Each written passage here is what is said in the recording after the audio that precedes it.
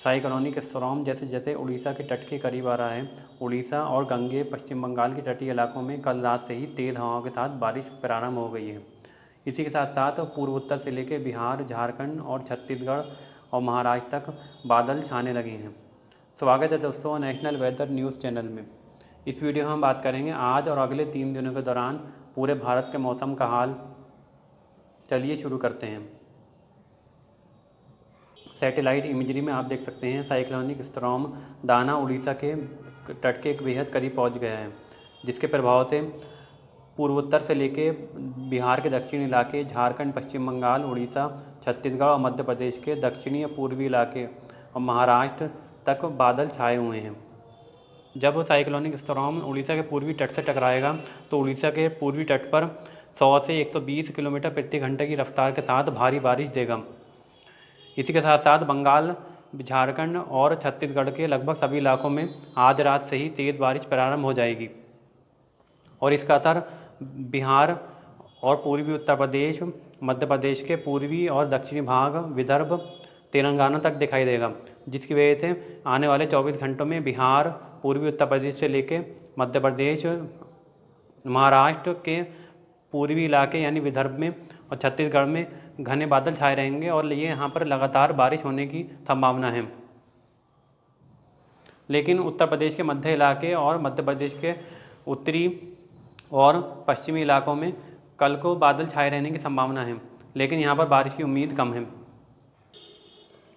अगर हम आज यानी 24 अक्टूबर के दिन दक्षिण भारत के राज्यों की बात करें तो कर्नाटक और तेलंगाना से लेकर आंध्र प्रदेश, तमिलनाडु, केरल पर बादल छाए हुए हैं और यहाँ पर कहीं कहीं पर वर्षा जारी है। इसी के साथ एक कमज़ोर पश्चिमी विक्षोभ जम्मू कश्मीर के करीब से होकर गुजर रहा है, जिसकी वजह से ऊंचाई वाले इलाकों में बर्फबारी होने की संभावना है। अगर हम 25 अक्टूबर की बात करें तो साइक्लोनिक स्टॉर्म उड़ीसा के पूर्वी तट पर बना रहेगा और एक हल्का WD लद्दाख के ऊपर से गुजर कर जाएगा। 25 अक्टूबर को इस साइक्लोनिक स्टॉर्म का असर गंगे पश्चिम बंगाल के लगभग सभी इलाकों में, झारखंड, बिहार के दक्षिणी इलाके, छत्तीसगढ़, मध्य प्रदेश के पूर्वी इलाके और उड़ीसा के पश्चिमी तटों पर भी दिखाई देगा, जिसकी वजह से इन इलाकों में तेज़ हवाओं के साथ लगातार बारिश जारी रहेगी। इसके अलावा पूर्वी उत्तर प्रदेश और मध्य प्रदेश के आंतरिक इलाकों में बादल छा सकते हैं और कहीं कहीं पर बौछारें पड़ने की संभावना है। इस साइक्लोनिक स्टॉर्म के कारण 25 अक्टूबर को उड़ीसा के पूर्वी तट पर तेज़ हवाओं के साथ भारी बारिश जारी रहेगी। इसी के साथ साथ बंगाल के तटीय इलाके, झारखंड और बिहार के दक्षिण इलाके, छत्तीसगढ़ में भी लगातार बारिश तेज़ हवाओं के साथ जारी रहेगी। इसके अलावा बिहार के उत्तरी इलाके, पूर्वी उत्तर प्रदेश, मध्य प्रदेश के मध्य और पूर्वी भाग, विदर्भ, छत्तीसगढ़, तेलंगाना, आंध्र प्रदेश में भी बादल छाए रहेंगे। इसके अलावा 25 अक्टूबर को तमिलनाडु, कर्नाटक के दक्षिणी इलाके, केरल में कहीं कहीं पर पैच के साथ तेज़ बारिश होने की संभावना बनी हुई है। इसके अलावा जम्मू कश्मीर के ऊंचाई वाले इलाकों में 25 अक्टूबर को हल्की बर्फबारी होने की संभावना है। WD के कारण हिमाचल प्रदेश और उत्तराखंड में कहीं कहीं पर हल्की बारिश या बर्फबारी देखने को मिल सकती है। पंजाब, हरियाणा, पश्चिमी उत्तर प्रदेश, राजस्थान और मध्य प्रदेश के उत्तरी और पश्चिमी इलाके, गुजरात में 25 अक्टूबर को ड्राई वेदर रहने की संभावना है। 25 अक्टूबर के लिए दिल्ली NCR की बात करें तो 25 अक्टूबर को भी दिल्ली और आसपास घना प्रदूषण बना रहेगा और आने वाले दिनों में प्रदूषण और बढ़ने की संभावना है।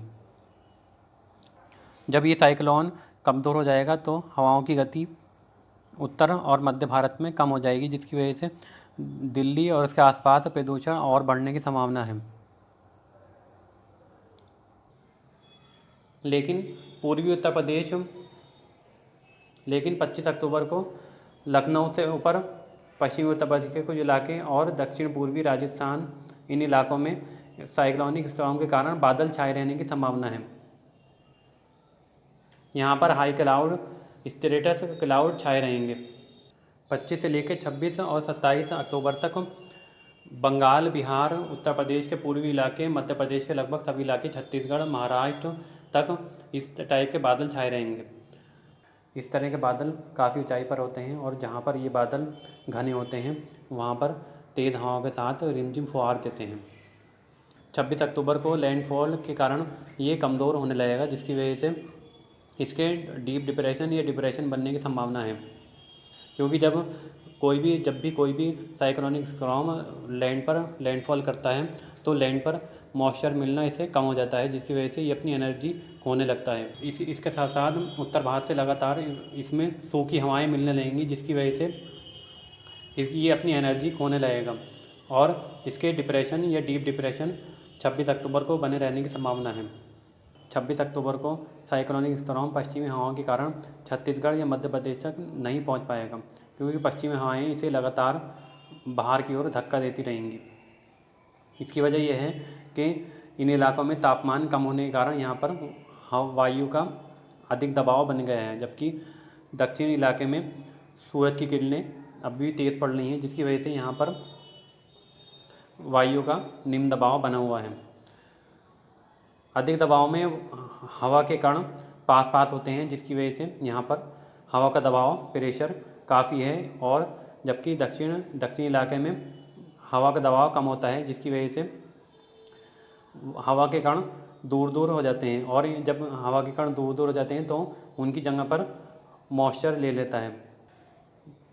ये पश्चिमी हवाएं साइक्लोनिक स्टॉर्म के लिए एक दीवार की भांति कार्य करती हैं, जिसकी वजह से ये आंतरिक इलाकों में न जाके तट के साथ साथ उड़ीसा के पूर्वी तट, आंध्र प्रदेश, तेलंगाना होते हुए और साथ ही साथ कमज़ोर होते हुए महाराष्ट्र के दक्षिणी इलाकों तक पहुंच जाएगा। और जब ये भारत के पूर्वी तट के साथ चलेगा तो इसे बंगाल की खाड़ी से लगातार एनर्जी मिलती रहेगी, जिसकी वजह से तेलंगाना, आंध्र प्रदेश, कर्नाटक और महाराष्ट्र के दक्षिणी इलाकों में आने वाले दिनों में 30 अक्टूबर तक तेज़ बारिश होने की संभावना है।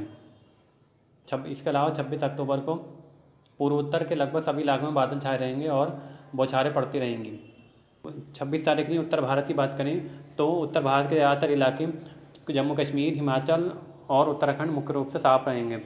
पंजाब, हरियाणा, दिल्ली, पश्चिमी उत्तर प्रदेश और पूर्वी उत्तर प्रदेश में बादल छाए रहेंगे, लेकिन पूर्वी पश्चिमी उत्तर प्रदेश, मध्य प्रदेश के ज़्यादातर इलाके, राजस्थान, गुजरात और महाराष्ट्र के लगभग सभी इलाके मुख्य रूप से साफ रहेंगे।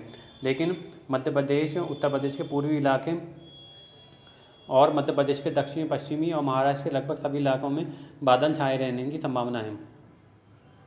अगर हम दिल्ली एनसीआर की बात करें तो 26 तारीख को भी यहाँ पर प्रदूषण की स्थिति गंभीर बने रहने की संभावना है, क्योंकि ये पूर्वी हवाएं जब पश्चिमी उत्तर प्रदेश के रास्ते दिल्ली पहुँचेंगी तो यहाँ पर प्रदूषण का स्तर और बढ़ जाएगा। 27 अक्टूबर की बात करें तो साइक्लोनिक स्टॉर्म कमज़ोर होकर लो प्रेशर बन के उड़ीसा के पश्चिमी तट पर पहुँच जाएगा, जिसकी वजह से बंगाल की खाड़ी से हवाओं का फ्लो गंगे पश्चिम बंगाल, झारखंड, उड़ीसा पर जारी रहेगा। इस वजह से बिहार के दक्षिणी इलाके से लेकर पश्चिम बंगाल, झारखंड और मध्य प्रदेश के पूर्वी इलाके में बादल छाए रहने और हल्की बारिश होने की संभावना बनी हुई है। इसके अलावा इस सिस्टम के पश्चिम में पहुंचने के कारण तेलंगाना, आंध्र प्रदेश और महाराष्ट्र के विदर्भ में बादल बढ़ जाएंगे और यहाँ पर हल्की बारिश होने की संभावना बनी हुई है। शेष भारत की बात करें तो उत्तर प्रदेश में इस सिस्टम के कारण पूर्वी हवाएं चलेंगी, जिसकी वजह से यहाँ पर कहीं कहीं पर बादल दिख सकते हैं और बौछारें भी पड़ने की संभावना है। उत्तर भारत में जम्मू कश्मीर, हिमाचल और उत्तराखंड मुख्य रूप से साफ रहेगा।